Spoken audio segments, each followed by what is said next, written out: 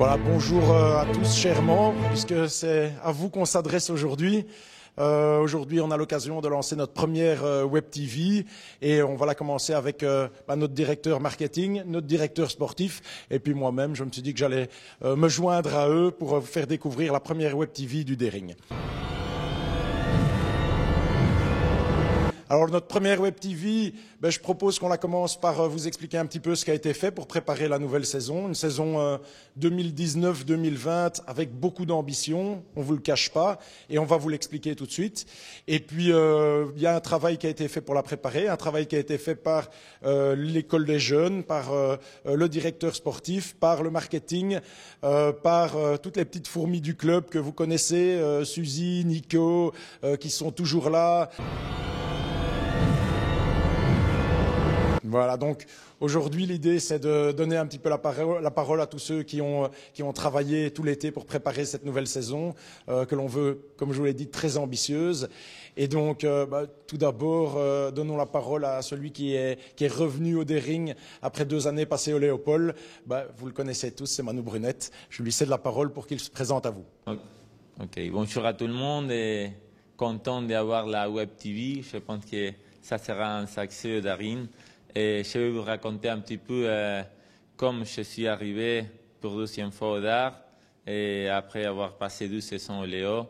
Et Ray, il m'a proposé de venir comme directeur sportif. Je ne sais pas douter un second parce que le DAR, c'est un endroit dans lequel, comme vous le savez, j'ai joué 5 ans et on a réussi à faire des choses extraordinaires. Donc j'ai un sentiment pour le club, c'est un peu chez moi ici en Belgique. Donc, je lui dis tout de suite oui. Et puis après, on a continué à discuter et finalement, on a décidé de m'engager comme joueur aussi. Donc, c'est un bon challenge pour cette année et on va essayer de s'en sortir super bien.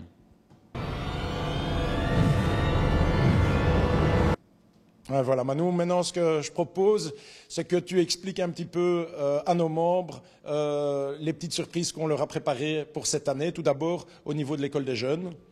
Oui, on a comme tu as dit, on a fait des gros projets pour les Daring. Et un de nos projets principaux, c'est les projets pour l'école des jeunes, les projets Daring Futures. Et vraiment, on travaille sur un poste depuis le mois d'avril. Mais l'idée, c'est mettre vraiment une structure en place pour pouvoir travailler des poussins jusqu'à U19 et vraiment faire grandir les joueurs de façon d'avoir dans quelques années plusieurs joueurs de Daring en messieurs et en dames dans les équipes primaires. C'est un des objectifs, former les joueurs, travailler et donner les éléments pour pouvoir progresser. Voilà, honneur aux dames, évidemment. Manu, qu'est-ce qui se passe en dames avec notre équipe Fagnon cette année? C'est un bon projet, les projets de dames. Je suis ravi de pouvoir le faire. On a engagé 4 filles pour l'équipe dames. Je pense que c'est la première fois qu'on fait un projet comme ça.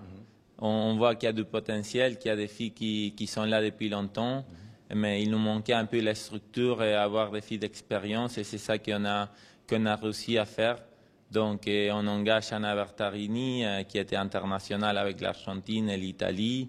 On engage Rocio Broccoli qui était aussi internationale en jeune. Et puis une jeune qui s'appelle Rosario Aleman qui est très forte, qui a beaucoup de potentiel et je pense que son apport dans les groupes il sera précieux. Et la 4e fille qui va rejoindre l'équipe, c'est Josefina Brunet, qui, je pense qu'elle va apporter beaucoup d'expérience en attaque et apprendre beaucoup de choses à les filles qui sont un peu moins d'expérience. Et Manu, tu vas quand même nous dévoiler quelques infos sur les hommes également. Un petit peu, mais pas trop, parce que je pense que ça mérite une émission spéciale. Donc, on a un gros projet pour les hommes.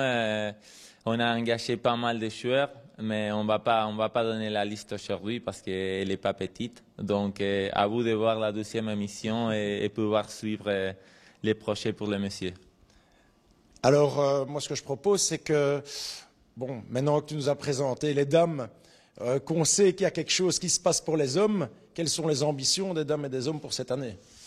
On a des grosses ambitions. L'idée, c'est monter avec les deux équipes en DH. Ça n'a jamais été fait. Hein. Oui, ça n'a jamais été fait.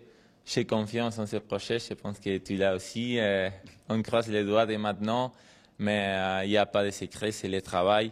Je pense que si on continue à travailler comme on a commencé, il y a beaucoup de chances à la fin de l'année avoir nos deux équipes en DH. Et ça sera pour la première fois, comme tu viens de le dire, première fois dans l'histoire que les Darines jouent avec ces équipes Fagnon en DH. Et alors, je pense qu'il y a quand même une chose qui est primordiale, c'est que si on veut atteindre ces objectifs-là, vous le savez, ben ça se fait avec des staffs, ça se fait avec des joueurs motivés, mais ça se fait avec tout un club. On a besoin des supporters, on a besoin de l'énergie du club, de l'énergie de tous les membres. Et bien sûr, on compte sur vous chaque dimanche, peut-être même chaque match de préparation, chaque match d'entraînement, pour venir aider nos équipes, soutenir nos équipes, apprendre à connaître nos équipes. Beaucoup d'entre les garçons et d'entre les filles que vous allez voir en équipe première dames et en équipe première messieurs participeront à nos stages, entraîneront des équipes, coacheront des équipes. Donc l'école des jeunes sera amenée à les connaître. Et ce que nous on veut, c'est évidemment créer ce lien entre nos joueurs des équipes Fagnon et notre école des jeunes pour que tout le monde se sente chez soi au stade Henri Pévenage.